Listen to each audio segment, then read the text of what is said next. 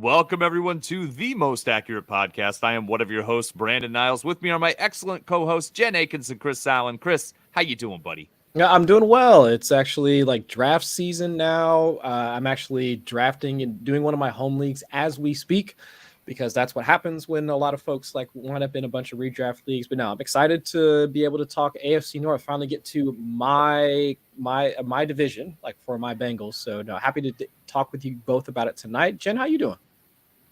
I am well. I am, like you, happy to be at the drafting part, to stop talking about who we're drafting and actually do it.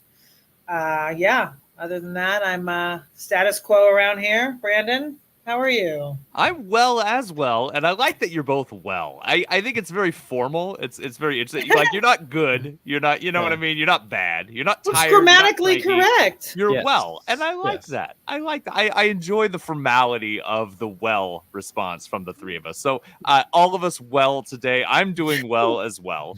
And I'm excited to talk these divisions, excited to talk to just the two of you. I feel like I love guests. Guests are awesome, but you guys are my buddies. So I like chatting with you guys. So I'm excited to do that. Come fresh off my home league draft over this weekend. I will try not to lament too much about my draft, but lament, was it not good? It was good. I went in, I like my team, but I went in and did the complete opposite of what I planned on doing. Yeah, of course. Yeah. So, you know, because guys were there that I didn't expect to be there. Yeah. So that's how it goes. This week, we're going to talk AFC and NFC North, as Chris alluded to. We're going to try to get this in under an hour. It's going to be tough because we're doing two divisions. Mostly, I want to get it in under an hour because I got like 10 Best Ball Mania 3 entries that I gotta get back to drafting on right now. So I have a shot at that $10 million in prizes. Jen, talking best ball a little bit, talking underdog. Since we're talking AFC North today, how are you approaching that Browns quarterback situation when you're drafting these best ball rosters? Very specifically, how are you approaching it on underdog in Best Ball Mania? So throughout the course of the summer, I did draft some of the Browns QB situation. No Deshaun Watson. I have not taken one share. I will not take a share of Deshaun Watson. However, I did take Jacoby Brissett earlier in the offseason, kind of before we knew what was going to happen, right? It was kind of like, okay, Deshaun Watson could potentially miss the entire season. He could miss 3 games, 6 games, 10 games. Like, we didn't really know, right? So I did draft some Jacoby Brissett at that time. Really good, like super cheap. You can pair him, with Amari Cooper. You can pair him with, David Njoku. You can pair him with Chubb or Hunt, whatever. So I felt like he was kind of in a good situation there. Now that we're at this point, now that we know kind of where the writing on the wall is, I'm an avoid of all of it. I just feel like there's better options, particularly, an underdog. If you want to draft him as your QB3, if you're kind of in a situation where you didn't go with an elite quarterback and you're scrambling and you're doing a 3 quarterback build, sure, you can grab Brissett. If you want to hold your nose and draft Watson, that's fine. That's up to you. I am not. And I would say I know we're talking underdog Best Ball Mania right now, but I would say just for the listeners and, in redraft, there's just no reason. There's way too many quarterbacks and there's just no reason to even look at either of them. Yeah, I agree. And in 3 quarterback builds, every once in a while, Deshaun Watson will be my 3rd quarterback. And I always kind of do a little when I do it. But, just because at the end of the season, if you need that little push, then he might be able to provide that for you. But I'm with you. I don't think I have a single share of Jacoby Brissett in Best Ball. I just don't think he's going to give any of the spike weeks. I don't think it's going to be good. I hear Twizzler. He's here. Would Twizzler like to comment on the Cleveland quarterback situation? It sounds like he thinks they should have traded for Jimmy Garoppolo. He has something to say. Yeah, he's got something to say here, as always. Perfect timing. Chris, shifting over to running backs over on Best Ball right now. Alexander Mattison is going in the 12th round on underdog right now. There's actually like a little extra wrinkle with Alexander Mattison, since there's rumors that he might be available for trade and that some teams are calling and that Minnesota is listening since they're struggling to get a contract extension in place with him. So first off, do you have any Mattison from the 12th round? Is that an area that you're looking at him? And then additionally, how do you approach these high priority backups in Best Ball at that part of the draft? Like, I'm talking Alexander Mattison, to some extent Tony Pollard, Kareem Hunt, all those guys. How do you approach that, and then Mattison specifically? Yeah, I was hearing the chatter about Alexander Madison, and like I've heard similar rumblings over the past couple of weeks just about they've got Ty Chandler, Kenny Nwangu, like from that they drafted last year in the 4th round, if I'm remembering correctly. But so they have other options. But if memory serves, I mean, neither of those guys are the same size as Alexander Madison. So It's I am true. at least somewhat, I don't know, confused by the rumors like surrounding him being traded, because if you wanted a player that could possibly like recreate like what Dalvin Cook does, like as not just a rusher but also a pass catcher, Alexander Madison is like a 1-for-1 like replacement for him, because we've literally seen him do it like over the past couple of seasons. So I can understand Madison wanting out just because we have seen him have at least a, let's say, our RB1 like skill set when he's been given the opportunity, just hasn't had like the full season's worth opportunity to do it. So I get why he would want to do it, but from the Vikings standpoint, it doesn't make a ton of sense to me. But as for the archetype of player that you can get, like with Alexander Madison, typically he's the guy that I would want as my RB3 or RB4, using one of our roster construction tool made by our Sam Hopkins, director of analytics here at 4for4, looking at what, like how many running backs like you should draft, and in particular any particular draft on underdog. 17.1% like playoff advance rate, which has been like one of the highest for 5 and 6 running back builds. So if you want to sandwich a guy like Alexander Madison like towards the middle or back end of your running back builds, he'd be the perfect type of guy that I would want. A player that has, if you're already starting off with like 2 solid running backs, so let's say even if you go 2 early running backs, so if you start off with, I don't know, DeAndre Swift, Joe Mixon, or even if you grab like you start with a running back in the first couple of rounds and you grab like an AJ Dillon in like the 6th round, somewhere in there. But then having a guy like Alexander Madison who has at least somewhat standalone value, at least the thought process would be that they mix him in at some point throughout the season, not as much as you would in AJ Dillon, but at least has some standalone value. But then, of course, if Dalvin Cook were to miss some time, which he has over the past couple of years, you have a built-in, locked-in running back 1 like at your disposal. And then, of course, like whatever else you want to tack on afterwards. So at least for me, the research shows that having a guy with that archetype of player, so like an Alexander Madison, but then also a insert Khalil Herbert-esque type running back here. Like those are the types of guys you want to have that provide not just a standalone value, but then the upside to vault into the top 12, like should they get the opportunity. Excellent. Target him as your RB3, RB4 territory for that upside. I like it. Just a reminder, Underdog's Best Ball Mania 3 gives out $2 million to first place.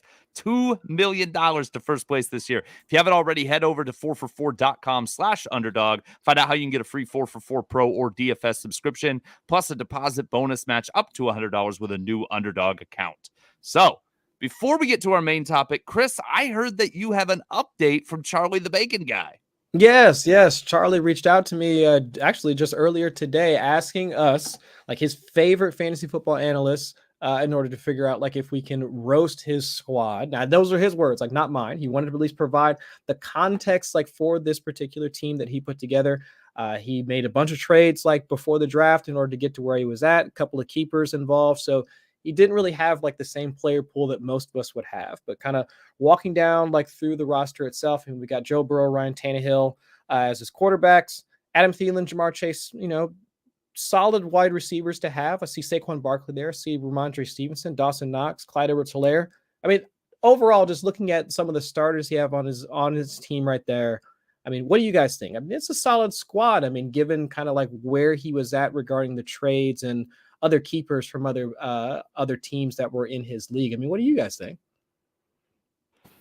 So, a few comments to start. So, number one, Charlie, you don't have Mike Gesicki or Tyler Higbee on here, so you're in good shape already. In good shape. Okay. Yep. Dawson Knox, I think, is fine at the tight end position. Quarterback, I think you're good. Burrow and Tannehill, Thielen and Chase, obviously we love. At the running back spot, you're really just hoping things work out, right? There's a lot of upside there. Barkley, Stevenson, and Clyde Edwards-Helaire. A lot of downside too. I'd be active on the waiver wire as the early season gets going. Make sure you grab those upside potential players at the running back position to back them up just in case things go sideways. And you've got one of my darlings, Devontae Smith. So I like the team, especially considering the context with which you provided it. Jen, where are you at? Yeah. I mean, there's a few things, I think that, Superflex is difficult. Obviously Ryan Tannehill is not ideal. as your QB2. I see you have Daniel Jones, which actually might pan out better than Tannehill eventually as the season goes on. So you might be all right there. You may want to look to the waiver wire and see if you get, someone emerges that maybe has not been taken. Maybe stash Malik Willis, right? Maybe or something like that, just in case, because Tannehill, I think, is possibly on borrowed time. But the rest of your roster, I think, is fine. I mean, I don't see any major holes without knowing, how it went and the rest of it. I don't think it's a horrible team. I think you can contend with what you have going on. So that's it. I mean, there you go, Charlie. I mean, you got our 2 cents from your squad, given the context that you provided. I mean, yeah, there's definitely some depth issues there. But I think overall, I mean, it's definitely something that you can work with, at the start of the season. And what Brandon said, I'll echo his sentiments as well. I mean, you'll definitely have to work the waiver wire, but for week 1, I think you're pretty much set, to be quite honest. Yeah, good shape. All right, let's get into the AFC North. Jen, why don't you start us off? All right, let's start with the Cleveland Browns. Everybody's probably least favorite team, unless you're from Cleveland. I'm just kidding. I'm sure that, I don't know. Cleveland there's just not a lot to be excited about from a fantasy perspective. They sure got unlikable, didn't they? Real fast. Well, I mean, not only, from a fantasy perspective as far as the different, but then just the whole Deshaun Watson thing. It's just kind of a gross taste, how all in they went. And I don't know. It's just not ideal. But anyway, as far as fantasy components, let's get into it. We already covered quarterbacks, so let's go into the backfield. We have Nick Chubb, who, has fallen this season. Listen, everyone knows I love Nick Chubb, biasly from Georgia, but I do love him as a rusher. I mean, he's arguably the best pure runner in the league, right? So for some reason, I guess because of PPR reasons or, everyone has their things, but Chubb has fallen quite a bit this season. And, you've got him and Hunt, who has requested a trade, but it doesn't look like that's going to happen, or maybe it will happen. We don't know. Brandon, how are you feeling about these two guys? Are you buying the dip on Chubb? Are you buying the dip on Hunt? Are you avoiding both? Are you in on both? What you got? Yeah, I'm buying the dip on Chubb, and I am buying Hunt. Hunt doesn't cost you a whole lot. He's right in that running back dead zone. He's going to catch passes. Jacoby Brissett can dump the ball off. That's something he can do effectively. I think that Kareem Hunt is somebody who is a buy for me. Some of the other portions of the offense I'm a little less bullish on, but I think they're going to continue to lean on Nick Chubb. That offensive line is still a top 5 unit in the league, and I think that they're going to be able to produce in that regard. The defense should be good as well. So if Jacoby Brissett can avoid turning the ball over, there should be enough space for Nick Chubb to eat. And I think he's going to continue to be good. He's a lot like Derrick Henry in the way that we keep discounting him because he doesn't catch passes, but he keeps turning out top 10 RB1 numbers anyway. So I think the talent is there and is good enough to continue to roster him, especially back end of the second, early third round where he's going. So yeah, I'm buying that dip. And then, Hunt will continue to put up Hunt numbers, I think. Sounds good. Let's switch over to wide receiver because, like you said earlier, we've got 8 teams to get through, so we're just going to kind of keep it moving. Chris, wide receiver wise, right? You got Amari Cooper. You have Donovan Peoples-Jones. You got Anthony Schwartz, who had a horrific preseason. I think he had 8 drops or something in the first, or in over 3 games. I'm not sure exactly what it was. Still got a ways to go. Right, but Stefanski has claimed that he's not being cut, so he will be there. How do you feel about Cooper? Are you in on him? Are you in on any of the other guys in that wide receiver room? Cooper, I think, should be fine because his problems in Dallas, albeit the injury concerns and whatnot, which was actually one of the reasons why they got rid of him. Jerry Jones saying his availability was one of the reasons why they wound up cutting bait. But I do think he was miscast as trying to be their primary X receiver. That's really not his game. That's why the Raiders kind of soured on him. I mean, has a varied skill set. I mean, he can win at both the intermediate, and the short areas of the field, and deep if you need him to. But if you're looking for a guy that can do all of it consistently, that was never really Amari Cooper. That was never really his game. I mean, look at Matt Harmon's reception perception for years. I mean, he's been able to create separation on most of the routes, but trying to force him into that wide receiver 1 role, just not a thing. So if you have a guy that can at least play that X receiver role, like for Cleveland, which can be DPJ, which the analogous wide receiver for that in Dallas was Michael Gallup. Like once they had like Michael Gallup and he was playing off of him, then sure, like everything was fine. He can be efficient. He can be explosive. And so if Donovan Peoples-Jones can be that for Cleveland, okay, fine. Like I'm with that. That can at least create or at least allow for efficient types of concepts like for Amari Cooper to be at least useful in fantasy. I don't know at least where he's being drafted right now. Where is it, like 5th, 6th round, like somewhere in there? Yeah. That might be a little pricey for me, just given how few times we think that the Browns are actually going to be like in the red zone and how efficient of a total offense they can be. But if he were just maybe, I don't know, like half a round, like later, somewhere in there, I could buy into the fact that he should lead his team in targets and they should be efficient targets, assuming that DPJ is actually the X receiver that we want him to be. And then we can kind of go from there. But outside of that, not really into Donovan Peoples-Jones. At least the hope would have been that if the nasty man would have been under center, they would have been targeting him more downfield and things would have been fine. David Bell, like glorified like a big slot receiver, like not really all that interested in him either. So it's really, I just want the guy that can at least be semi-efficient with the touches that he gets. And for me, that's Amari Cooper.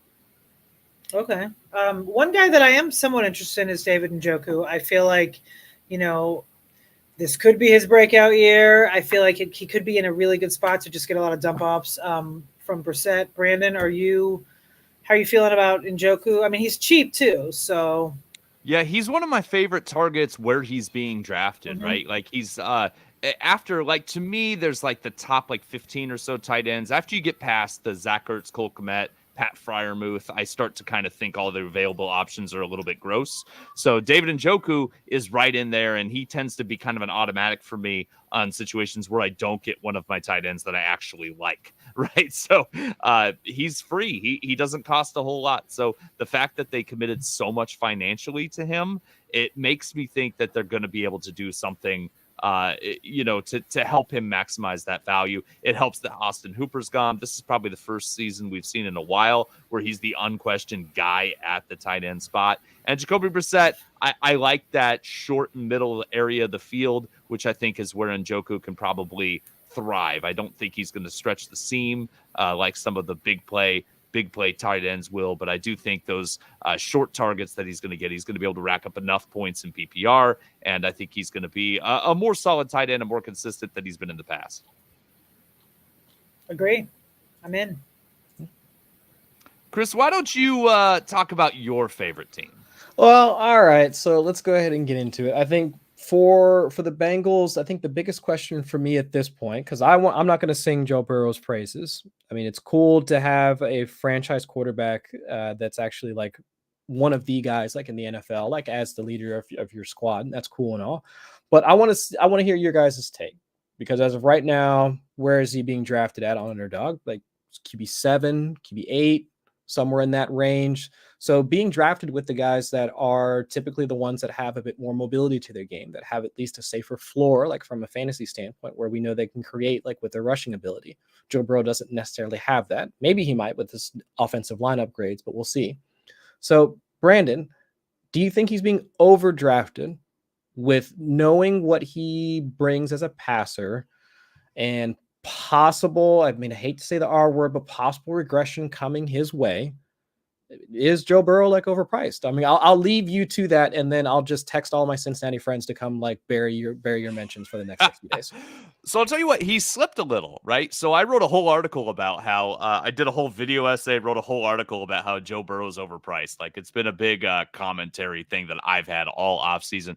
Part of it is a little bit of a bias, right? I had him in a lot of redraft leagues last year, and he was tough to have in redraft leagues. He was very up and down. He'd win you a week and he'd lose you a week. So that was really frustrating. Right now he's in the 7th round. A little better than the 6th round where he was going a month ago. Trey Lance has leapfrogged him. Still, he's going ahead of Russ Wilson. He's going 13 picks, a whole round ahead of Tom Brady. He's going almost 2 rounds ahead of Dak Prescott. I just would rather wait another round or two and get one of those guys, or even a few rounds later and get Matt Stafford, Derek Carr, Aaron Rodgers. If you're looking at an archetype like Joe Burrow, which is someone who doesn't run the ball a lot, I know he's got a little mobility, but he's not what you think of in a Konami code quarterback specifically. If you're looking for that archetype, you can get one of those guys that's almost as good, just as good, maybe even slightly better, depending on how the season goes a couple rounds later. So I have very little Joe Burrow on my rosters. I have none of him in redraft leagues and very little of him in best ball. And the best ball is really just because I draft so many best ball leagues. I have to have a couple Jamar Chase, Joe Burrow stacks. I mean, there's no way that you could avoid it at that point. It's almost like right after you click Jamar Chase, if you have like the 104, 105, 106, it's like, all right, where's Joe Burrow at? Let me go out on Underdog and let me go ahead and queue him up, put the star, click the star and just like make sure that I click him like once it gets within reasonable amount of his ADP. But I got to share this with you because I got in a Pomeranian, which is their $3 tournament. Yeah. I got from the 8 spot. I got Chase, and then I got Mixon, and then I got Higgins. Oh my god! And then in the 6th round, I got. You had to. You had to. Yeah. But Jen, I mean, over to you. I mean, where do you think this entire offense, like for the Bengals, sits at? I mean, because it starts with Joe Burrow at the top. I mean, do you think that he can really be like that guy? And then kind of, I guess, expand on it by kind of how does it filter down to the receivers? Can Jamar Chase be the prolific wide receiver that he was in his rookie campaign? Or do you see T. Higgins kind of playing a larger role like this season? But what do you think from Joe Burrow on down? It's tough because last year we kind of didn't see it coming and then it came and now here we are and it's like, what do we do with it? Like, can this happen again?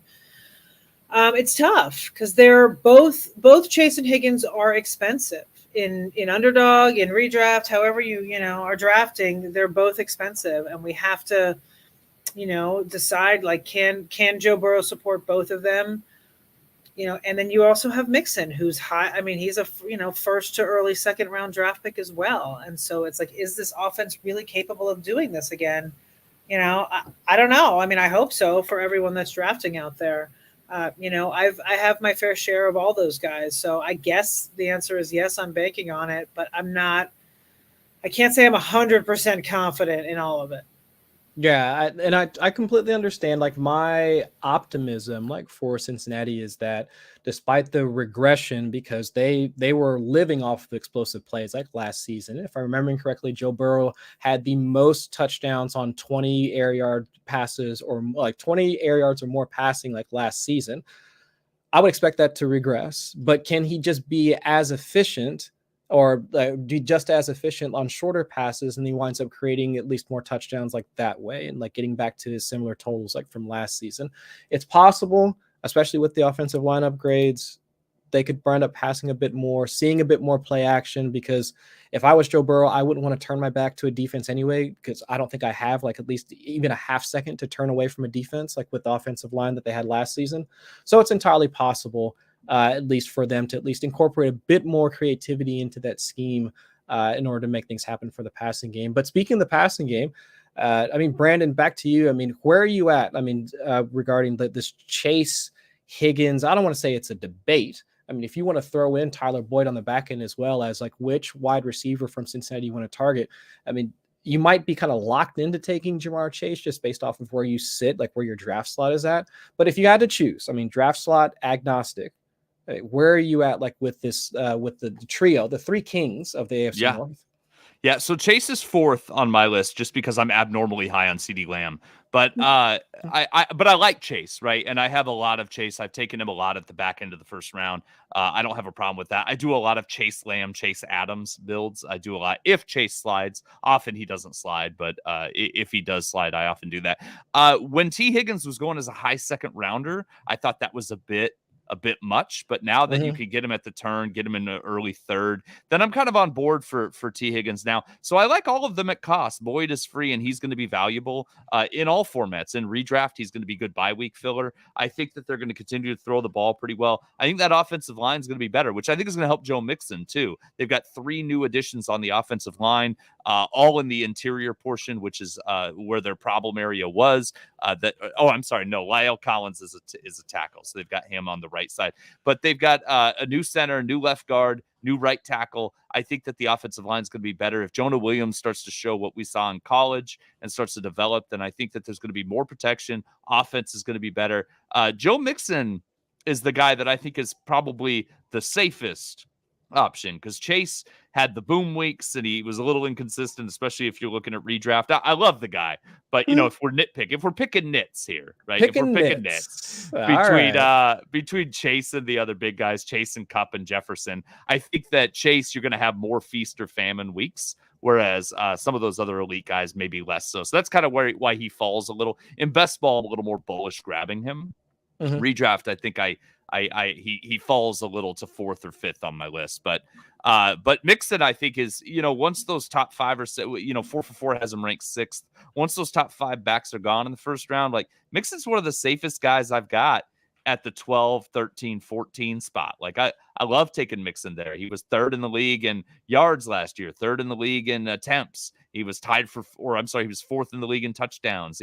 I think he's going to continue that kind of production with a better offensive line in front of him, and the offense will continue to hum around him. So if there's anyone I'm excited about, it's to be back on the Joe Mixon train after being a hater last year. Yeah, and I've always had my concerns with Joe Mixon, and it's always pretty much been associated with their offensive line. Also, his third down usage has been something of a concern. They've been just as apt to bring in Samaje Perine and have him, run a route. And we'll see if this Chris Evans thing becomes a thing actually, this year. Now in his second season, but overall, I do think now, like you just mentioned, with his track record so far, he is at least in a better situation. Overall, if the offense is supposed to be more efficient, if the offensive line is supposed to be better and give him a little bit more push, we could see at least heights for Joe Mixon that we just haven't had in previous seasons. So I think it makes sense. Yeah, I think so. Jen, why don't you go on to one of the 2 remaining AFC North teams? One of 2. I get my choice.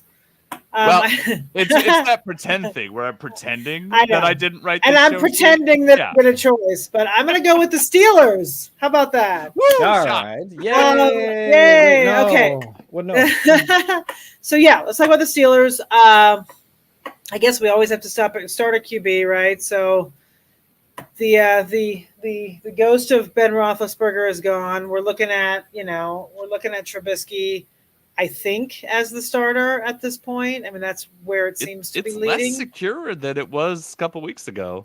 I mean, I don't know. So, I mean, are we even bothering to even look at either of them to draft? I mean, I guess in best ball and Superflex, I guess you kind of have to keep them in consideration. Brandon, are you drafting either? Neither? In two quarterback leagues, I'm looking at them because they're available late, and I usually get them both because, again, it's a 2 quarterback league, and it's when I'm playing quarterback chicken.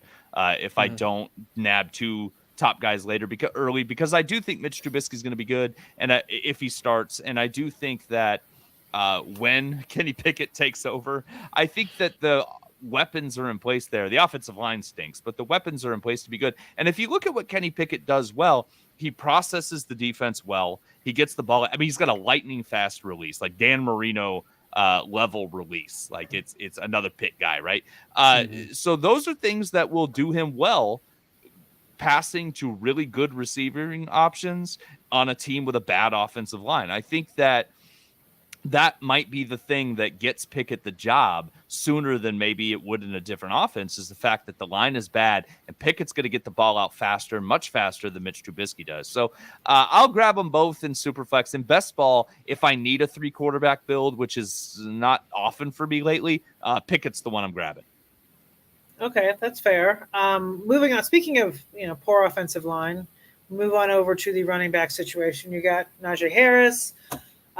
He's a first rounder still, I believe, on Underdog. I know that we've got him, and then we've got Jaylen Warren seems to be emerging as the backup, who is a guy that I've been targeting super late in best ball because I think that we got to do that. So, Chris, have you been drafting Najee Harris where he is going, or are you fading Najee Harris? No, I think in all of my best ball drafts so far, this season, I have 0 Najee Harris. Okay. I'd rather place my bets on guys that are going shortly after him. So to give me like the DeAndre Swift, Aaron Joneses of the world, even the like wide receivers, because they at least have a bit more upside, at least better case to be taken at their ADP than Najee Harris. It's not him. It's not hating on the player. It's just the cost associated with said player. And also just, I get that he gets targets and that's all fine and dandy, but they're wildly inefficient targets. They're at or behind the line of scrimmage, which was kind of my thing against my reasoning for drafting a guy like Saquon Barkley this season, because if you're not out actually running routes and it's just like dump offs, like from a fairly poor quarterback, which is the case for Najee Harris, not just last season, but then this season as well, then what's that really getting you? I mean, you're going to get the half point for him catching it and then nothing afterwards because he caught it at the line of scrimmage. He's not getting any yards for it. So, okay, fine. If that proposition is like, if that's what you like, then okay, fine. But I would prefer my running backs to actually be getting targets downfield, which is the case for DeAndre Swift, which is the case for Aaron Jones and not for Najee Harris. And like you mentioned with that offensive line, if I'm remembering correctly, our own Justin Edwards had them ranked as one of like the bottom 4 offensive units, like in the entire league based off his rankings throughout the offseason. So yeah, it might be the worst offensive line in football. It wouldn't surprise me. It wouldn't surprise me if that's how Justin ranked him. But overall, it's not worth it to me. Just based off of the other running backs that are going around him, that I'd rather make the bet on them instead. I love Harris. So screw all you people who don't like Harris. I like Harris. I drafted him in Scott Fishbowl. Like he is my hero RB in Scott Fishbowl. So I'm certainly hoping that I think he's massively controversial. I feel like half the people are way in and half the people are way out. And all the arguments Chris made are really solid arguments. They're all really solid arguments. But I just think he's going to get the ball a ton. Yeah, you can also see it go the other way. Let's get to the pass catchers. We've got, Deontay Johnson, who unfortunately got hurt this weekend. He left with a shoulder injury. Oh, that's the other thing. Yeah, Najee Harris, he's got a Liz Frank injury that he just randomly that's definitely a problem. Yeah, it's fine. It's fine. Oh yeah, my foot was busted a few weeks ago. Totally. Ian Rappaport did say he's expected to be okay for regular season play, but yeah. It's fine. Totally house fine. On fire, dog in house. It's totally fine. It's all totally fine. Yeah. So yeah, you got Deontay Johnson, who is still fairly expensive, regardless of quarterback situation. And now he, like I said, he has a hurt shoulder. Then you have that next tier. You have Claypool, and then of course we have everyone's favorites. Training camp / preseason darling George Pickens, who you guys know I've been drafting since March. I was drafting him before he even had a home. So I love George Pickens. I've watched every snap in college, and I knew he was good. And I'm glad that everyone else is finding out that he's good now, including the NFL teams that passed on him in the draft who didn't think he was good or whatever, off-field issues that are whatever. But yeah, so anyway, you've got that. I think that I'm not sure ADP-wise if George Pickens has officially passed Claypool at this point, but Pickens is I think going in like the 8th round at this point, which he's expensive now. It's kind of nuts considering the quarterback situation. I think the future of George Pickens is fantastic. I don't know about this year. I think he'll be fine this year, but if he continues to go up as the week goes on, maybe not. Did you guys have any thoughts on any of the wide receiver situation there?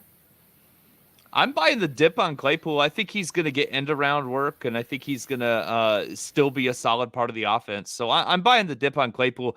Pickens is getting too rich for me. I'm with you. I'm very excited to have him in dynasty formats. In redraft, I don't want to pay for him. Yeah, 100%. That's where I'm at with Pickens. Great prospect, and of course the Steelers hit on yet another freaking good wide receiver prospect in the draft. But with the price going the way it is, connected to either one of those two quarterbacks, I'm good. And then Freiermuth, same thing. I mean, he's still relatively cheap, I think, compared to I know that I'm fine with. He was if I'm remembering correctly offhand, he was top 5, top 6 amongst all tight ends in terms of red zone targets just last season, and he only played a full complement of snaps for let's say 13 or 14 games. So if he was used that way, and also we were actually seeing him, they just played against the Lions yesterday in preseason, and he was still being used that way, like with Mitch Trubisky on the field. So if he's already still has that role in the team, yeah, I'll take Muth. Why not? The Muth of Luth.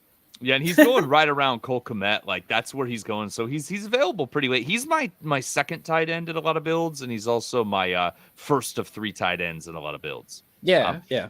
Jen, do you remember why you and Justin and I call him Harry Fister? Because I don't remember. I think I just couldn't remember his name. We were doing a pod, and he was a rookie, and I don't know. I think I called him that for some reason, and then it became his nickname. But it doesn't resemble his name in any way, shape, or form. It makes no sense. But it makes no sense. But I think that's what I called him for some reason. Chris, you don't know this, but we have like a group I've heard chat. this, but I don't know the origin. Jen and Justin, I actually think one of us called him Harry Fryermuth, and the other called him Pat Fister. Accident. We got his name wrong, and now it's Harry Fister. So every time he scores a touchdown, at least one of us blows up the other. All caps, Harry Fister. Harry Fister touchdown. Fister. It's amazing. Yeah, that's become his name. All right, let's talk Ravens. We're 33 minutes. We're not doing too bad. Let's breeze through the Ravens here. Later on, we could skip the Bears. No, I'm just kidding. I kid the Bears. Ravens, any reservations about Lamar at his ADP, Chris? You're my quarterback guy. Lamar Jackson, really the 4th quarterback off the board. That's kind of been his ADP. He'll cost you like a 4th, 5th rounder usually. What's your thoughts on Lamar Jackson coming off kind of an injury-plagued season? Yeah, no concerns, at least as of right now. It looks like, just given the way that the team is constructed, the types of players, like the types of offensive linemen that they win in the draft, like linemen that allow them to do some of that like pin pull like type of stuff that they were doing not last year but the year beforehand when they were more run heavy. And then also the fact that they retained, or like not retained actually, but wound up getting a guy like Isaiah Likely in the draft so they can run more like 2 tight end sets. So it kind of doesn't necessarily alleviate the fact that they don't have like a primary X receiver, or at least an X receiver in the sense that he's going to be running like a ton of just like deeper routes. They've got Rashad Bateman to cover the intermediate parts of the field along with Mark Andrews, but they don't really have that deep threat. We'll see what Duvernay and all those other guys that can possibly do. But Lamar himself, if they move somewhere in between where they're at, 12th overall neutral pass rate versus like 31st, they can find some happy compromise, still be efficient. Lamar still does his thing on the ground. Then, yeah, I think Lamar could still be like the top 5, top 6 quarterback that we've known him to be, because hopefully he stays healthy and they're just not plagued by injuries like they were last season. You gotta think they gotta be healthier. Like, they can't be as unhealthy as they were last year. That was, I don't know, like if they built M&T Stadium over top of some sort of Indian burial ground or something like that, and that's why like the things happened the way that they did. But I was like, it was wild. Had to be. I mean, I took 2 snaps at running back for them last year. So you might as well have, Jen, at running back, Gus Edwards starts the year on the PUP list, so he's out at least the first 4 games this season. J.K. Dobbins, not a guarantee for week 1, but sounds like he's trending in that direction. Is he a target now? Because he's he's another dead zone running back with Gus Edwards out of the picture, at least for the start of the season. Are you targeting J.K. Dobbins? I mean, in theory, he should be a target, but I'm not. I don't trust it. And I'm not targeting Mike Davis either. I've seen people taking him, and that's not happening for me either. I just rather avoid the whole situation altogether. That was my next question, was who should we be looking at with Edwards out? I will say I do have one share of Tyler Beatty in Scott Fishbowl. I took him in like the second to last round. At the time, it's like, both guys were, Dobbins wasn't a sure thing at that point. I know he's not now either, but he was really not a sure thing then. So I think I'm just avoiding that whole running back room altogether. There's other options out there, and I'm just, I don't want to deal with it. Yeah, I get that. That makes sense. Dobbins, I really like his touchdown potential because he scored on 7 of 8 attempts inside the 5 2 years ago, which is better than Lamar, better than Gus Edwards in that same season. So I'm interested in Dobbins for his touchdown potential. Chris, you talked a little bit about Rashad Bateman and the question marks around that receiving core. Bateman is a Twitter darling. People love Bateman. Mm-hmm. I loved him coming out. He's one of those guys that I'm trying to remind myself to trust the talent more than the situation because he was my wide receiver 2 in that draft. And so I really like him. But is he worth the cost? Because he'll cost you a 5th rounder. You gotta pay up to get Rashad Bateman, and he's very much a speculative buy, as you would say, of the stock market, because he hasn't produced, and we don't know yet. So we're paying that cost for him, assuming he's going to elevate his game. Yes, and I do think that he is at least worthwhile at his cost, because just in the few games that he was one on the field healthy and Lamar was on the field and healthy, he primarily played outside, but he was 12th amongst all receivers playing in a similar role in terms of air yards, 20th in yards after the catch per reception, 23rd in yards per route run, an efficiency stat that both Sports Info Solution tracks as well. So it's like he was efficient, he was capable of creating after the catch, and he was actually like earning targets, like earning air yards, and that's the thing that we want to see for our receivers. So if he was capable of doing that in just a few games he was on the field with Lamar, now you spread that across an entire season. Lamar is healthy. He is healthy, able to actually get integrated into the system, because remember, he came into the season hurt. He had that core muscle or sports hernia surgery that sidelined him for the first 6 weeks of the season. So now with that ability to actually be a part of have a full off season with the team, yeah, I'm 100% on board with him being the wide receiver that we expect him to be. Now, does he have much ceiling with where he's being drafted? That might be a tall task, considering we're drafting a receiver attached to a team that we know wants to run the ball more. But I mean, this is what happens to receivers anytime Matt Harmon gets a liking to them, that they always just wind up shooting right up the ranks in terms of ADP. So it happened with Allen Robinson, and happened with Tyler Lockett, and now we've got Rashad Bateman. It's happening all over Ridley again. too. Calvin Ridley was Calvin Ridley. So yeah, it happens every time Harmon starts liking a receiver, which, I mean, if you get the Harmon bump, you're probably on my list too, and I think Bateman has the tools to do it. So yeah, I'm in. I like it. I'm rooting for him. Jen, Mark Andrews, far and away tight end 1 last year. Phenomenal. Going early 2nd round, mid 2nd round sometimes in drafts right now. Is he worth that lofty ADP? Because to me, he's going to have to be a lot better than Pitts, Kittle, Waller, Hawkinson, Schultz to justify drafting him around the time that normally we're drafting Travis Kelce. Is he worth his ADP? We know he's good. Is he that good again? I mean, I don't know. I hope so for people that are drafting him. I haven't taken a lot of him because he's pretty pricey. I will say, though, I did draft Isaiah Likely with my final pick yesterday in my home league, because I drafted Pitts and I wasn't going to take a second tight end because it's redraft. And I was like, eh. And then I was like, you know what? I didn't love who was left. It was, pick round 18. And I was like, screw it. So I did take Isaiah Likely because I think they may end up using him in 2 tight end sets. And, God forbid something happens to Mark Andrews, he could actually step in there and maybe produce some, fantasy tight end 1 numbers. But as far as Andrews goes, he should have the volume and he should be fine. He just scares me a little bit for his price tag. I'd like him a lot more if he was a 3rd rounder. I feel the exact same way, Jen. It makes perfect sense. Nothing against the guy. A lot like Chris talked about with Najee Harris. Don't hate the guy, hate the cost. That's how it works. Let's shift to the NFC North. Jen, are you willing to kick us off again?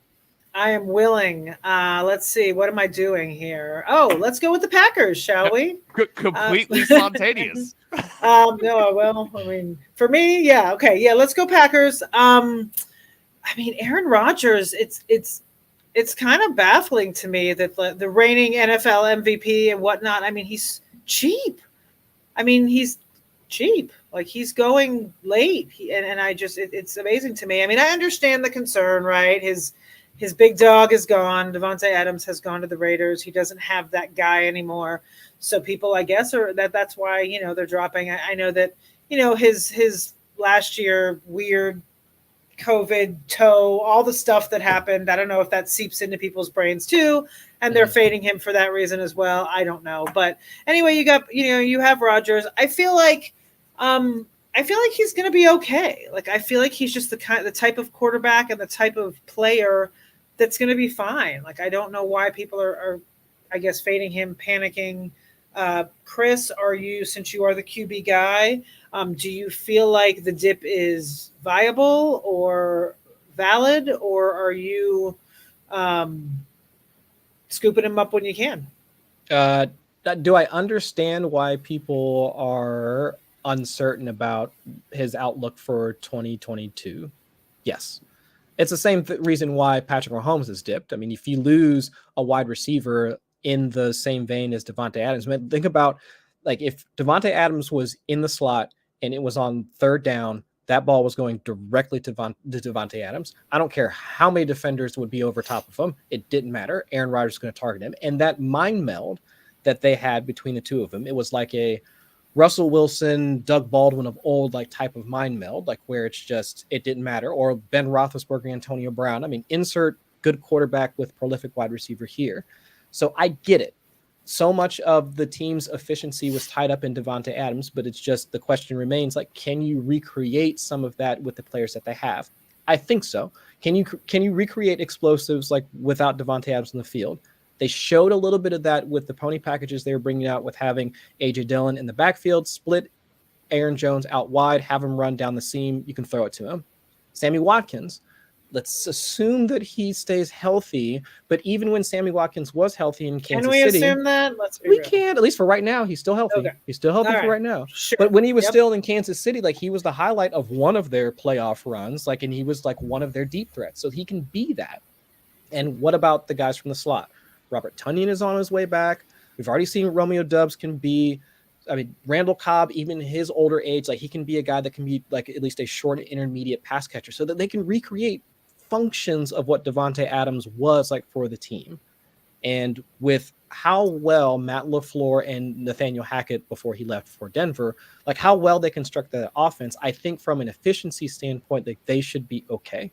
So like I understand why people have been hesitant to draft Aaron Rodgers, but at the same time, I'm still one of those people that's willing to bet on a back-to-back MVP candidate or an MVP winner, especially considering, I mean, Allen Lazard's fine, the two running backs are fine, so like everything else, you know, at the start is fine. It's just all the rest of the stuff behind it that we have some questions about, and I'm willing to bet on him.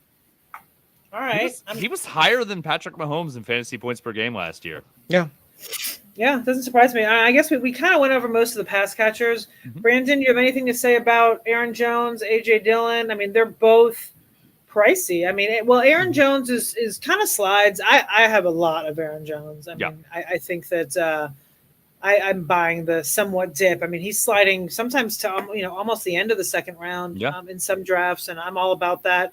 A.J. Dillon has risen in the last couple. You know, I was just on a pod earlier where I was talking about how A.J. Dillon and Pollard used to kind of be side by side, and now A.J. Dillon's like a round and a half, almost 2 rounds above Pollard. Oh, and I just don't. Yeah, I find that interesting, and I find that kind of strange. I would rather. I feel like there's more upside with Pollard than there is with A.J. Dillon, but that's just based on Pollard being in the slot and whatnot. I don't know. I'm not sure what we're going to get from Dillon because we have a different regime as far as, like you said, coaching. Hackett's gone. It's different. How do you feel about either of those guys, Brandon? I'm with you. I liked Dillon better when I was picking between him and Pollard and Kareem Hunt and guys like that. Now I'm picking between him and Cam Akers and Jacob Dobbins, and that's harder. But I like him. I think that, we talk about who's going to replace Devontae Adams. I think a lot of that's going to be Aaron Jones. I think Aaron Jones is going to take an even bigger role in the passing game, and I think that's going to leave some more rushing production for A.J. Dillon. So I actually think both players could be better than they were last year, which should make them good. But yeah, Dillon, I liked him much better when he was a round or two later. But buying both of them, at least to some extent. I love stacking Green Bay Packers in best ball, and I love grabbing him in redraft too, because you could get Dalvin Cook in the first, Aaron Jones in the second, and then later get Adam Thielen and Allen Lazard, and later get Aaron Rodgers and Kirk Cousins, and then still get Robert Tonyan and Irv Smith. It's a ridiculously cheap way to stack Week 17 correlation games. So I have several best ball rosters with all of that. Yeah. I do too. I have a lot of Aaron Rodgers because, like we said, it's just cheap. You get Jones, and then you can get Aaron way later, and then you can get everybody. I mean, even if you skip Dillon at this point because he's a little pricey, all those pass catchers are super cheap. And Tonyan, people are sleeping on him too. I think they're concerned about the injury thing. But yeah, I think we've pretty much covered the Packers. Should we move on to the next? Yeah, go ahead, Chris. You want to take the next one? Yeah. So the Vikings. So what? out with the old in terms of like their boomer coach beforehand. I mean, they bring in Kevin O'Connell. They also have, if I'm remembering correctly, what's the guy's name? Wes Phillips as their offensive coordinator. So a lot of Rams. I mean, Sean McVay disciples coming over to Minnesota.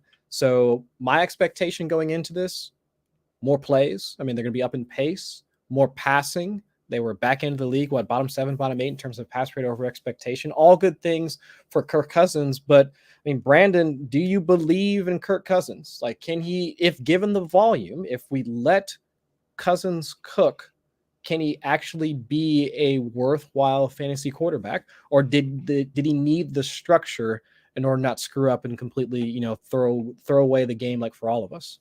Yeah. I had a friend named Schmally, I'm just going to say. And I love this person wonderfully, right? Mm-hmm. And this person as an adult is very reliable, I'm certain. Schmally, and everything. Like that is such a random thing to just... It's not a real name, right? No, I understand that, but like the fact that you just pulled out Schmally, like... Well, it might be Molly, Jen, but... I was thinking something else completely, like, I don't know. But when Molly was a teenager, right, or Schmally as it goes, when Schmally was a teenager, she was somebody who, if she said she was going to be somewhere, it was about a 60% chance she'd be there, right? If she said she might be somewhere, it was about a 20% chance she'd be there, right? And it was always a little unnerving, but you got to know her and you figured it out and you could get her tone and all that. And so you'd be like, do you count on Molly? And I'll be like, I count on Molly to be Molly, right? I count on Molly to be Molly. I know the types of things that she's very much going to be there for. I know the things that she's not. I know that I can't count on her to not bail on me, right? And I feel like Kirk Cousins is that way. I trust Kirk Cousins to be Kirk Cousins. I don't think he's going to be better than Kirk Cousins. I don't think he's going to be worse than Kirk Cousins. I don't think he's going to carry my team, but I think he's going to be just fine. Especially 2 quarterback formats. If he's my second quarterback, I'm pretty psyched. In best ball formats, if I pair him up with somebody else that's being drafted right around the same territory, like a Derek Carr, like an Aaron Rodgers, I'm very excited about that. Don't want him anchoring my team. Super happy to trust him to be Kirk Cousins. Yeah, and I think that's the right way to go about it. Now, there are plenty of positives to go into a situation, but this is all in the first year of him being with Kevin O'Connell, Wes Phillips. Being Kevin O'Connell, former quarterback himself, now turned head coach. So at least some, I would say at least some familiarity with how O'Connell would probably want to help design the offense, and then what Kirk Cousins would want to do as a quarterback, as an established veteran quarterback in the NFL. Kevin O'Connell, also the quarterbacks coach in 2017 for the Washington football team. I forget who the starting quarterback was. Maybe that's a connection. I don't know. But there's enough there in order for Cousins to at least be comfortable in this switch. I know in a couple of times, in a couple of cases, let's think about Russell Wilson with Nathaniel Hackett in Denver. There's some uncertainty with how those two folks are supposed to mesh conceptually, but at least with O'Connell and Cousins, this could be a marriage that could work out right from the start, just given their connections, given the types of things that they do, and even the types of jobs that they've had in the past. I mean, it could actually wind up be working out for the two of them. But if we don't care about Kirk Cousins, I know that everybody cares about Justin Jefferson. I mean, the kid had back-to-back years with 1,400 not passing yards, but receiving yards or more. I mean, Cooper Kupp is probably everybody's wide receiver 1 for right now, but the kid just had over 1,600 receiving yards last year. So it's ridiculous season. Right. So it's not that much of a leap to say that Justin Jefferson could be this year's wide receiver 1. It shouldn't be that much of a stretch to say that, especially given the upgrades to the offense, at least what we think to be the upgrades to the offense. But Jen, do you think about Justin Jefferson in that way? Do you think of him as the wide receiver 1, or are you just Cooper Kupp all the way? No, he's my wide receiver 1. I take him above Kupp. I take him above Kupp in underdog, and I would take him above Kupp in redraft as well. I'm just a fan. I think he's phenomenal, and I think Kupp. I don't know. I'm a little concerned about Stafford's elbow. You got A-Rob. There's things there that make me feel like that. Kupp had obviously a very ridiculous career year, and I just don't know that that's going to happen again. So I'm all in on Jefferson as my 1. It's a fair, I mean, again, I would just say it's fair to look at Justin Jefferson, what he's done. I mean, he's younger than Cup, done it more like done exactly, well, not exactly what Cup has done. Nobody's done what Cup has done, but at least been very productive as a receiver multiple years, since he's been in the league. So I think that's fair. But who's behind him? We got Adam Thielen still kicking around, being one of the most efficient wide receivers. Like once they get into the red zone, all the dude does is catch touchdowns. And then KJ Osborne. You guys drafting KJ Osborne just feels like almost like the Josh Palmer craze right now for finding a cheap wide receiver attached to what we think to be a good offense. I mean, Brandon, you've been taking KJ Osborne a bit? Sure. Yeah. Why not? He's cheap. He's the third receiver there. That team's going to pass. Adam Thielen's not exactly an Iron Man, is getting into his mid-30s at this point. Sure. I like KJ Osborne, and I like Irv Smith. Happy with Irv Smith. Where he's being taken. He's another one. I talked about those tight ends. I'll call them the tight ends, right? The tight ends that are after the ones I actually like. Just like the Irv Smith. Yeah. Irv Smith, another guy right in there with David Njoku, a player with a lot of upside. I don't mind if I'm platooning 3 tight ends on a roster. Gambling on Irv Smith at his cost is very, very low cost, and just hoping one of those guys hits. Yeah, and I think now looking at the fact that BC Johnson just tore his ACL like over the weekend, it would make some more sense that KJ Osborne now is just like a larger part of the passing offense for this season. So, I mean, Jen, you went on Osborne too? Yeah, I kind of forgot about him. I took him a lot earlier this summer, and then I kind of pivoted and ended up kind of taking more Palmer when it gets to that point. So I do have some shares, but I need to kind of get back in and get a little more Osborne back into the portfolio, because I do have some, but I don't think I have enough. I kind of laid off, and now I need to go back. We all get like spotty, right? You get super into someone and you draft them in every draft, and you're like, oh crap, I got to stop drafting this guy. Right. And then Deontay Foreman. Yeah. I'll see, like, it'll just be, I'll be drafting a guy for a while, I'll stop, but then all of a sudden I'll just see people talking about it on Twitter, and they'll see clips and preseason highlights. I'm like, oh, I haven't drafted him in a while. And then you go look at your exposure and you think you have so much, and then you're like, oh, it's like Pickens, unfortunately. I was drafting so much of him earlier in the summer that I had to make myself stop, because I'm like, oh my God, he's on Pittsburgh. I need to stop. Like, their quarterback situation is horrible. And then now all of a sudden he's all the rage again, and I'm like, well, at least I got him cheap, but I don't have the exposure that I thought I did. So it's kind of like the Jamal Williams thing. Like, once like Hard Knocks started, and everyone's like, oh, Jamal Williams, he's just like the absolute king. Everybody should be drafting. It's like, oh yeah, I've been drafting him quite a bit. And then I looked at my exposures, like, oh, maybe not, but maybe I thought I did. Maybe I should hop in a few more Best Ball Mania 3s or whatever. But speaking of Lions, Jen, tell us, why are we going to restore the roar this season? We say this I mean, we all, like, the Lions are that team that everyone wants to see, do well, right? I mean, no one hates the Lions. They're just like this team that you want to see do well, and you hope they do well. I actually, believe it or not, have not watched any Hard Knocks, so I haven't seen any of it, so I'm not sure what's going on with there. But as far as the Lions in general, I personally would like to see them do well. And I mean, Goff is a guy that I feel like I've been drafting not in redraft. I don't think he's really an option in redraft. I think there's just a lot of better options out there, unless it's a 2 QB redraft or a super flex. But in best ball, I mean, we talk about cheap stacks. It's like, there you go, right? I mean, after Hawkinson and I'm going to say Brown, but you can get Chark super cheap. I mean, a lot of these guys are, I don't know. I just feel like you can get them cheap and they're easy at the end. And, it's a super easy correlation with the Bears because they're all cheap, right, for that week 17 correlation. So, so that's Goff. I don't know if we really need to talk about Goff. Anyone else really needs to give an opinion on Goff? I mean, we just talked about Jamal Williams a little bit. Swift, we actually talked about kind of earlier in the podcast. I like Swift. I hope he stays healthy. He's really good on that, that 1-2 turn. I feel like in PPR leagues and half PPR leagues, he's a guy that I think we're all pretty high on, right? I mean, we're all down with Swift. Yes. Okay. Yes, ma'am. All right. Let's keep moving. We'll talk about, I mean, listen, one thing we should probably talk about, Amon-Ra St. Brown, right? He's kind of a polarizing guy because some people are super in, based on his end of season last year. Some people are like, there's no way he can do that again. It was a circumstantial perfect storm for that guy to get what he got.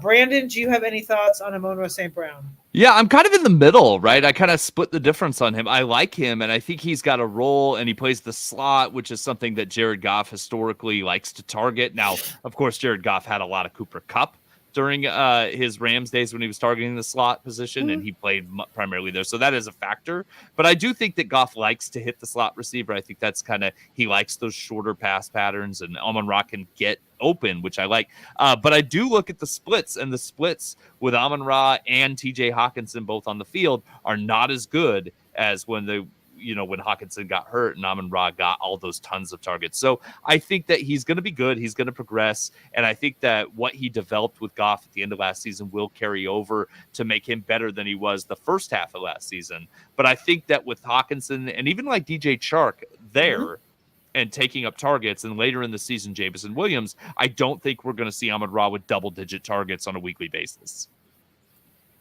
I think that's fair, and I think that should wrap up our Lions analysis. We still have one more team, and we're at an hour. So who wants to take on the Bears? It's true. I'll lead Bears. There's not a whole lot of Bears talk to go. Let's start. You're not building the Justin Fields bust outside of the stadium.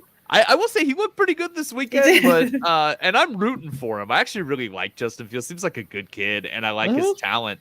I hope that the coaching staff makes a difference. Chris, quarterback guy, man, Justin Fields, is he a target for us right now? He's not cheap. He's in that Aaron Rodgers territory. So you need to pick, hoping on that Konami code. Like I said, a speculative buy right now because he hasn't produced and he was downright awful at times last year. Are you buying Justin Fields where you have to get him?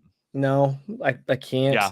It's too difficult for me to wind up doing it. And I'm trying to twist myself into understanding why the Bears' new front office decided to go the route that they did regarding, I get the fact that they have just a ton of horrific contracts that they need to let expire so they can actually, have a functional roster for next season.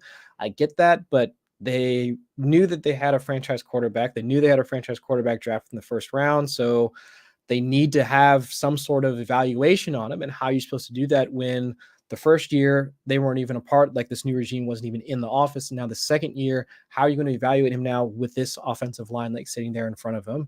It has to be one of the worst units in the league, from top to bottom. And if there's it, and even still the pass catchers associated with it, Darnell Mooney is okay.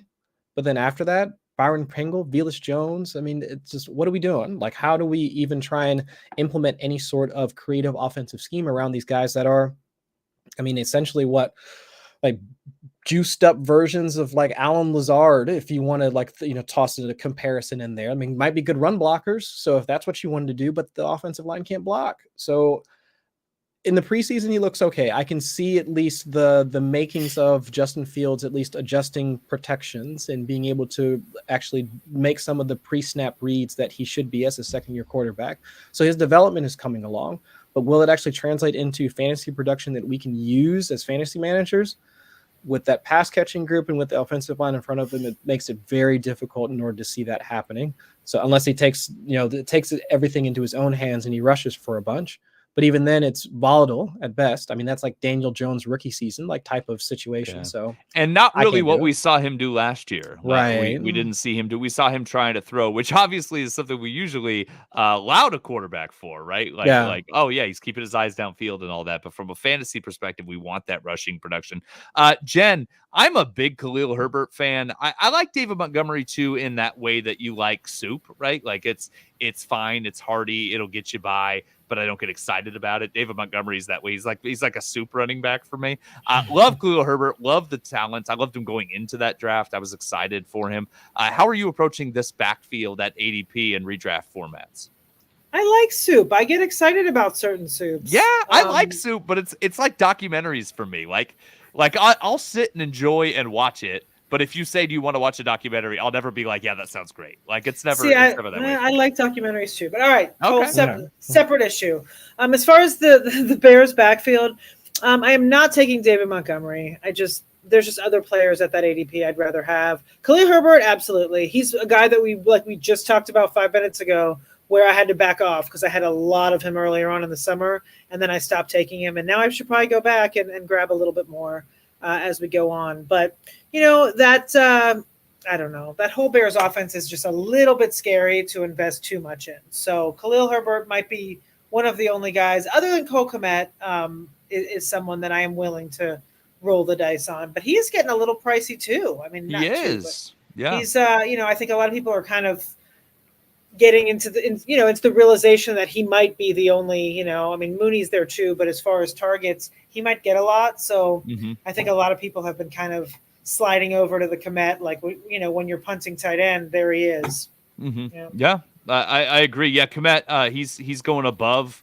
the Pat Fryermuths of the world now. He's definitely stepped up into that territory. So Chris covered Mooney real well. I think he's accurately priced. Let's do a yes or no on this. Jen, Mooney just adequately priced? Yeah, okay, sure. Yeah, I think so too. He's in that tier of receivers that he works out real well there. Okay. Let's mercifully end this episode. It's a great episode. We did a little more than an hour, but I think we covered it okay. Feel free to tweet at us. We love talking about this stuff. We'd be happy to chat with you if we didn't go over a player that you wanted us to. Chris, Jen, always a pleasure. Listeners, don't forget to subscribe to this podcast. You can follow us on Twitter at The Monday Mommy, at Chris Allen FFWX, and at Two Guys Brandon. Thanks for checking us out. And I should mention, new show next week. Monday will not be us. It'll be a completely different show. Tuesday we'll be along to talk streamers, and we'll stick with you all season, in-season content every Tuesday night. So the episode will probably drop Wednesday mornings. I think we're doing a live It's going to be live. Yeah, it'll be live. So check us out, interact with us. We'll be talking streamers. So we'll be talking those streaming positions to help you get ready each week right before your waiver wire ends. So check us out. That's going to start next week, Tuesday, September 6th at 9 p.m. Eastern Standard Time. So thanks again for checking us out, and have a good day.